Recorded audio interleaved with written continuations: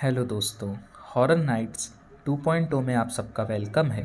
अगर आप लोग हमारे चैनल पर आए हो तो वीडियो को एक लाइक देकर चैनल को ज़रूर से सब्सक्राइब कर लेना और ऐसे ही और भी इंटरेस्टिंग कहानियाँ सुनने के लिए बेल नोटिफिकेशन को ज़रूर ऑन कर लेना। अगर आप लोग हमें अपनी कहानियाँ भेजना चाहते हो तो डिस्क्रिप्शन में आपको हमारी ईमेल आईडी और इंस्टाग्राम का लिंक मिल जाएगा। आप लोग हमें वहाँ पर अपनी कहानियाँ सेंड कर सकते हो। तो चलिए करते हैं हमारी आज की कहानी को शुरू। सुबह सुबह पागलों के अस्पताल के सामने ऑटो आकर रुका। रवि ने ऑटो वाले को पैसे दिए और गेट के पास जाकर गार्ड को आवाज़ दी, पर वहाँ पर तो कोई भी नहीं था। इसलिए वो खुद ही बस गेट खोलने ही वाला था कि तभी सामने से एक आदमी दौड़ता हुआ आया और उसने गेट खोलकर रवि को अंदर लिया और हंसते हुए पूछा, तुम टीवी ठीक करने वाले हो ना? रवि बोला, नहीं नहीं। ये शब्द सुनकर उस आदमी के चेहरे के भाव बदल गए और उस आदमी को बहुत ज़्यादा गुस्सा भी आया।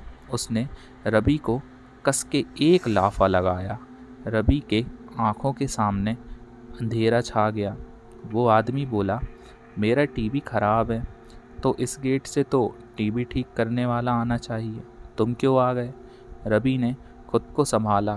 फिर अचानक एक डॉक्टर और 4 कंपाउंडर वहां दौड़ते हुए आए और उस आदमी को पकड़ लिया। फिर डॉक्टर ने कहा, ले जाओ इसे और शॉक ट्रीटमेंट की तैयारी करो। डॉक्टर को देखकर रवि बोला, हेलो सर, मैं रवि हूँ। आज इस अस्पताल में मेरी नौकरी का पहला दिन है। मुझे डॉक्टर पाटिल से मिलना है। डॉक्टर बोले, हाँ मैं ही हूँ डॉक्टर पाटिल, तुम्हारे बारे में मुझे बताया है। तुम अपना अपॉइंटमेंट लेटर ऑफिस में जमा कर दो और वर्दी पहनकर सामने वाले ऑफिस में आकर मिलो। रवि थोड़ी ही देर में कंपाउंडर की ड्रेस पहन के ऑफिस में हाजिर हो गया। पाटिल डॉक्टर बोले, अभी जो तुम्हें गेट के पास पागल मिला था वो यहाँ बस 8 दिन पहले ही आया है और अभी तक बहुत लोगों को थप्पड़ मार चुका है। यहाँ तक कि बावर्ची को भी जाकर उसने टीवी क्यों नहीं चल रहा इस वजह से थप्पड़ मार दिया। तुम्हें इन सब की आदत डालनी होगी और स्टाफ की कमी की वजह से तुम्हारी शिफ्ट कभी भी बदली जा सकती है। फिर डॉक्टर ने एक पुराने कंपाउंडर को वहाँ बुलाया जिसका नाम रमाकांत था। उसको रवि को सभी स्टॉप से मिलवाने को कहा। सबसे मिलने के बाद रमाकांत ने रवि से कहा, चलो अब तुम्हें हमारा काम दिखाता हूँ। और वह रवि को मरीजों का रूम दिखाने के लिए ले गया। वहाँ पर बहुत सारे पागल मरीज थे। कोई फिल्मी डायलॉग मार रहा था, कोई दर्द भरी शायरी बोल रहा था, कोई मछली पकड़ रहा था। रमाकांत बोला, अब तुम्हें भी इन सबको झेलना होगा। सबसे पहचान करने के बाद रवि और रमाकांत दोनों अपने अपने काम में जुट गए। उसी दिन रवि को नाइट ड्यूटी मिली थी। रात को रवि पेशेंट के दवा पानी करने में व्यस्त था। जब रात के 12 बजने की घंटी बजी तब उसने नोटिस किया कि सबके चेहरे पर अचानक डर सा दिखने लगा है। कुछ मरीज जो सो नहीं रहे थे वो भी दुबक के बैठ गए थे। रवि ने एक डॉक्टर से पूछा कि यहाँ पर सभी लोग डरे हुए क्यों लग रहे हैं। डॉक्टर बोले कि 12 बजे के बाद इस हॉस्पिटल में पुराने मरे हुए पागलों की प्रेत आत्माएं घूमती हैं। तुम भी संभल कर रहना, हो सके तो किसी के साथ रहना। पर रवि का भूत प्रेत पर विश्वास ही नहीं था। उस रात रवि अकेले ही टॉयलेट की ओर जा रहा था। तभी उसे अपने पीछे किसी के होने का एहसास हुआ, लेकिन जब उसने पीछे मुड़ के देखा तब वहाँ पर कोई भी नहीं था।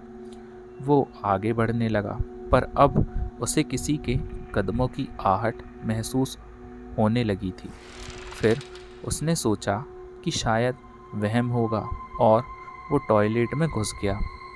और जब वो टॉयलेट करके बाहर निकल रहा था तब उसे दिखा कि टॉयलेट के आईने पर लिखा है, तुम अब पागल होने वाले हो। रवि को लगा कोई उसकी खिंचाई कर रहा है। वार्ड में जाकर उसने किसी से कुछ नहीं कहा, बस वापस मरीजों का ध्यान रखने लगा। तभी अचानक उसे हॉस्पिटल में एक भयंकर चीख सुनाई दी। वार्ड से बाहर आकर रवि आवाज़ की दिशा में तेजी से दौड़ा। वह आवाज़ स्टोर रूम से आ रही थी।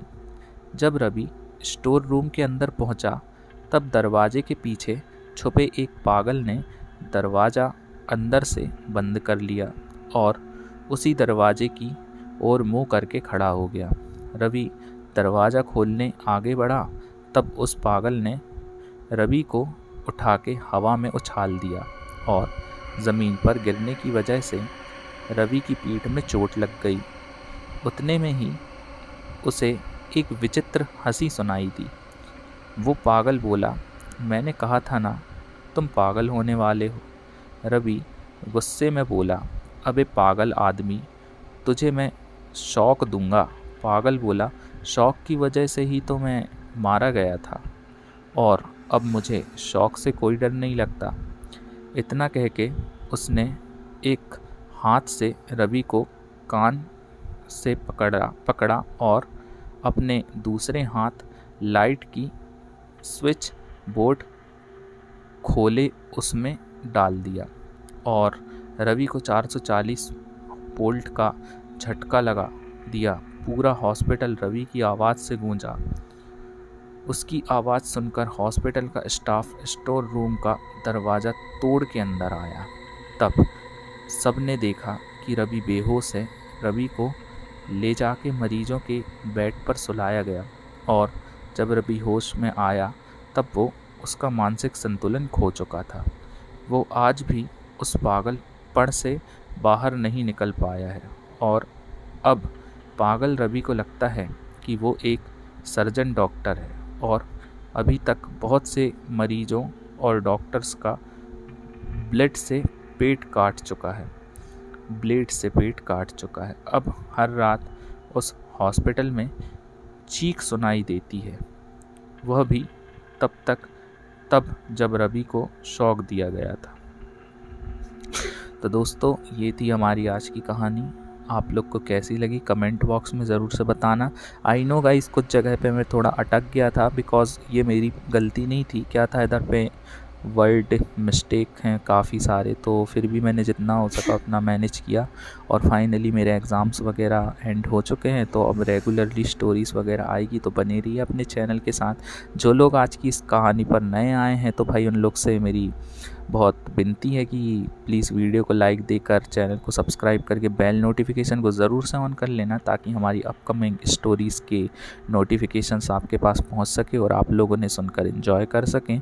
और भाई थैंक यू फॉर वाचिंग। और आप लोग को कैसी कहानी कैसी लगी वो ज़रूर से बता देना। और आप लोग के पास कोई कहानी अच्छी सी हो तो प्लीज़ हमारे डिस्क्रिप्शन में इंस्टाग्राम का लिंक है, आप लोग मुझे वहाँ पर सेंड कर सकते हो। आप लोग की कहानी अपने चैनल पर ज़रूर से डालूँगा।